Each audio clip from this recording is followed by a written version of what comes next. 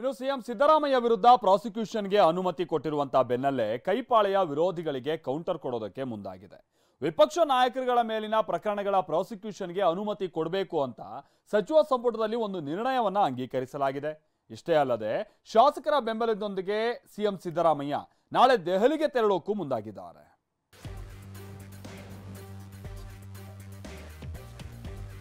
ಶೋಷಿತ ವರ್ಗದ ಬಂದಿರತಕ್ಕಂಥ ಒಬ್ಬ ವ್ಯಕ್ತಿಯನ್ನ ನಾಶ ಮಾಡಬೇಕು ಅಂತಕ್ಕಂಥದ್ದು ಬಿಟ್ಟರೆ ಏನೂ ಇಲ್ಲ.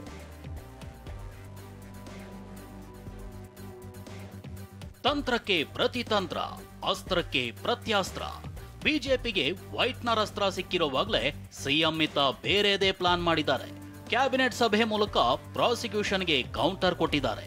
ಆರ್ಟಿಕಲ್ 163 ಅಡಿ ಅಧಿಕಾರ ಚಲಾಯಿಸಿ ಹಳ್ಳ ಹಿಡಿದಿರೋ ಮೈತ್ರಿ ನಾಯಕರ ಪ್ರಾಸಿಕ್ಯೂಷನ್ಗೆ ಅನುಮತಿ ನೀಡುವಂತೆ ರಾಜ್ಯಪಾಲರಿಗೆ ಸಲಹೆ ನೀಡಿದ್ದಾರೆ.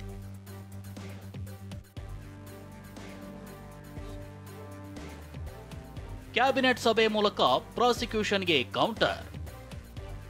ಬಿಜೆಪಿ ಜೆಡಿಎಸ್ ನಾಯಕರ ಪ್ರಾಸಿಕ್ಯೂಷನ್ ಜಾರಿಗೆ ನಿರ್ಣಯ. ಮುಡಾ ಕೇಸ್ನಲ್ಲಿ ಸಿಎಂ ಸಿದ್ದರಾಮಯ್ಯ ಕಾನೂನು ಸಮರ ನಡೆಸುತ್ತಿದ್ದಾರೆ. ಈ ಮಧ್ಯೆ ಇಂದು ಸಚಿವ ಸಂಪುಟದ ರಣತಂತ್ರ ಸಭೆ ನಡೆಸಿದ್ರು. ಬಿಜೆಪಿ ಜೆಡಿಎಸ್ ನಾಯಕರ ಪ್ರಾಸಿಕ್ಯೂಷನ್ ಬಾಕಿ ಇವೆ. ಕೇಂದ್ರ ಸಚಿವ ಎಚ್.ಡಿ. ಕುಮಾರಸ್ವಾಮಿ, ಮಾಜಿ ಸಚಿವರಾದ ಮುರುಗೇಶ್ ನಿರಾಣಿ, ಶಶಿಕಲಾ ಜೊಲ್ಲೆ, ಜನಾರ್ದನ್ ರೆಡ್ಡಿ ವಿರುದ್ಧ ಪ್ರಾಸಿಕ್ಯೂಷನ್ಗೆ ಅನುಮತಿ ಯಾಕೆ ನೀಡಿಲ್ಲ ಅಂತ ಪ್ರಶ್ನಿಸಿರೋ ಕಾಂಗ್ರೆಸ್ ಮತ್ತೆ ರಾಜಭವನದ ಬಾಗಿಲು ಬಡಿಯಲು ನಿರ್ಣಯ ತೆಗೆದುಕೊಂಡಿದೆ. ಇಂದು ವಿಧಾನಸೌಧದಲ್ಲಿ ನಡೆದ ಸಚಿವ ಸಂಪುಟ ಸಭೆಯಲ್ಲಿ ವಿಪಕ್ಷ ನಾಯಕರ ವಿರುದ್ಧ ಪ್ರಾಸಿಕ್ಯೂಷನ್ಗೆ ಅನುಮತಿ ನೀಡುವಂತೆ ರಾಜ್ಯಪಾಲರಿಗೆ ಸಲಹೆ ನೀಡುವ ನಿರ್ಣಯ ಅಂಗೀಕರಿಸಲಾಯಿತು. ಈ ಬಗ್ಗೆ ಪ್ರತಿಕ್ರಿಯಿಸಿರುವ ಸಚಿವರು ಆರ್ಟಿಕಲ್ 163ರ ಅನ್ವಯ ರಾಜ್ಯಪಾಲರಿಗೆ ಸಲಹಾ ನಿರ್ಣಯವನ್ನ ದೃಢೀಕರಿಸಿದ್ದೇವೆ ಅಂತ ಹೇಳಿದರು. ಈ ಬಾಕಿ ಇರುವ ಈ ವಿಷಯಗಳಲ್ಲಿ ತೀರ್ಮಾನಗಳನ್ನು ಶೀಘ್ರವಾಗಿ ತೆಗೆದುಕೊಳ್ಳಲು, ನ್ಯಾಯದ ಪ್ರಕ್ರಿಯೆಯನ್ನು ಸುಗಮಗೊಳಿಸಲು ಈ ವಿಷಯಗಳಲ್ಲಿ ಮಾನ್ಯ ರಾಜ್ಯಪಾಲರಿಗೆ ಸಂವಿಧಾನದ ಆರ್ಟಿಕಲ್ 163 ಅನ್ವಯ 163ನೇ ವಿಧಿ ಅನ್ವಯ ನೆರವು ಮತ್ತು ಸಲಹೆ ನೀಡಲು ಸಂಪುಟದ ಅವಕಾಶ ಏನಿದೆ.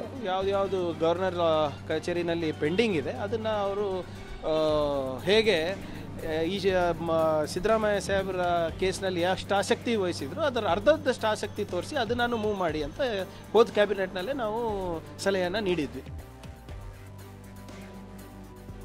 ಹಾಗಾದ್ರೆ ಸಚಿವ ಸಂಪುಟದಲ್ಲಿ ಅಂಗೀಕರಿಸಿದ ನಿರ್ಣಯಗಳೇನು ಅನ್ನೋದನ್ನ ನೋಡೋದಾದ್ರೆ, ಎಸ್ಎಸ್ವಿಎಂ ಕಂಪನಿಗೆ ಕುಮಾರಸ್ವಾಮಿ ನಿಯಮ ಉಲ್ಲಂಘಿಸಿ ಭೂಮಿ ಮಂಜೂರು ಮಾಡಿರೋ ಆರೋಪವಿದ್ದು, ಈ ಬಗ್ಗೆ ರಾಜ್ಯಪಾಲರ ಅಂಗಳದಲ್ಲಿ ಪ್ರಾಸಿಕ್ಯೂಷನ್ ಅನುಮತಿ ಬಾಕಿ ಇದೆ.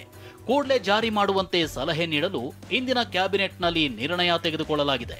ಹಾಗೆಯೇ ಶಶಿಕಲಾ ಜೊಲ್ಲೆ ಶಾಲಾ ಮಕ್ಕಳ ಮೊಟ್ಟೆ ಅಕ್ರಮ ಟೆಂಡರ್ ಪ್ರಕರಣಕ್ಕೆ ಸಂಬಂಧಿಸಿದಂತೆಯೂ ಅನುಮತಿ ಕೋರಿ ರಾಜ್ಯಪಾಲರಿಗೆ ಪತ್ರ ಬರೆಯಲಾಗಿದೆ. ಈ ಅರ್ಜಿ ಇತ್ಯರ್ಥ ಮಾಡುವಂತೆಯೂ ಸಚಿವ ಸಂಪುಟ ಸಭೆಯಲ್ಲಿ ನಿರ್ಣಯ ಅಂಗೀಕರಿಸಲಾಗಿದೆ. ಹಾಗೆಯೇ ಜನಾರ್ದನ್ ರೆಡ್ಡಿ ವಿರುದ್ಧ ಅಕ್ರಮ ಗಣಿಗಾರಿಕೆ ಕೇಸ್ ಸಂಬಂಧ ಅನುಮೋದನೆಗಾಗಿ ರಾಜ್ಯಪಾಲರಿಗೆ ಕಳುಹಿಸಲಾಗಿದೆ. ಇದು ಕೂಡ ರಾಜ್ಯಪಾಲರ ಅಂಗಳದಲ್ಲಿ ಪೆಂಡಿಂಗ್ ಇದೆ. ಜೊತೆಗೆ ಇನ್ವೆಸ್ಟ್ ಕರ್ನಾಟಕ ವಿಡಿಯೋ ಚಿತ್ರೀಕರಣ ಅಕ್ರಮ ಗುತ್ತಿಗೆ ಕೇಸ್ ಅನುಮತಿಯೂ ಬಾಕಿ ಇದ್ದು, ಈ ಪ್ರಕರಣಗಳ ಬಗ್ಗೆ ಶೀಘ್ರದಲ್ಲೇ ತೀರ್ಮಾನ ಕೈಗೊಳ್ಳುವಂತೆ ಆರ್ಟಿಕಲ್ 163ರ ಅಡಿ ಸಲಹೆ ನೀಡಲು ಸಂಪುಟ ನಿರ್ಧರಿಸಿದೆ.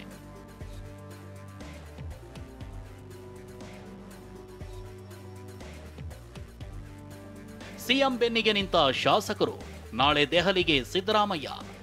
ಇನ್ನು ಮುಡಾ ಕೇಸ್ನಲ್ಲಿ ಪ್ರಾಸಿಕ್ಯೂಷನ್ಗೆ ಅನುಮತಿ ನೀಡ್ತಾ ಇದ್ದಂತೆ ಸಿಎಂ ಸಿದ್ದರಾಮಯ್ಯ ಅಲರ್ಟ್ ಆಗಿದ್ದಾರೆ.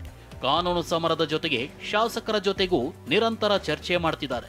ಸಿಎಂ, ಡಿಸಿಎಂ ಇಂದು ಶಾಸಕರ ಜೊತೆ ಸಭೆ ನಡೆಸಿದ್ರು. ಶಾಸಕಾಂಗ ಸಭೆಯಲ್ಲಿ ರಾಜ್ಯಪಾಲರ ನಡೆ ಬಗ್ಗೆ ಅಸಮಾಧಾನ ವ್ಯಕ್ತಪಡಿಸಲಾಯಿತು. ಹೈಕಮಾಂಡ್ ಜೊತೆ ಚರ್ಚಿಸಿ ದೆಹಲಿಯಲ್ಲಿ ಹೋರಾಟ ನಡೆಸೋಣ, ರಾಜ್ಯಪಾಲರನ್ನ ವಾಪಸ್ ಕರೆಸ್ಕೊಳ್ಳಿ ಅಂತ ರಾಷ್ಟ್ರಪತಿಗಳನ್ನ ಭೇಟಿ ಮಾಡಿ ಒತ್ತಾಯಿಸೋಣ ಅಂತ ಶಾಸಕರು ಹೇಳಿದ್ದಾರೆ. ಇನ್ನು ಇದೇ ವಿಚಾರವಾಗಿ ಹೈಕಮಾಂಡ್ ಜೊತೆ ಚರ್ಚೆ ಮಾಡಲು ನಾಳೆ ಬೆಳಗ್ಗೆ 11 ಗಂಟೆಗೆ ಸಿಎಂ ಸಿದ್ದರಾಮಯ್ಯ ದೆಹಲಿಗೆ ತೆರಳಲಿದ್ದಾರೆ. ವರಿಷ್ಠರನ್ನ ಭೇಟಿಯಾಗಿ ನಾಳೆಯೇ ಸಿಎಂ ಬೆಂಗಳೂರಿಗೆ ವಾಪಸ್ ಆಗಲಿದ್ದಾರೆ. ಹೀಗೆ ಸಿಎಂ ಸಿದ್ದರಾಮಯ್ಯ ತಮ್ಮ ಮೇಲೆ ಎರಗಿ ಬಂದಿರೋ ರಾಜಕೀಯ ಶತ್ರುಗಳಿಗೆ ಬಿಸಿ ಮುಟ್ಟಿಸಲು ಮಹಾ ಪ್ಲಾನ್ಗಳನ್ನೇ ಮಾಡಿದ್ದಾರೆ. Bureau report, TV9.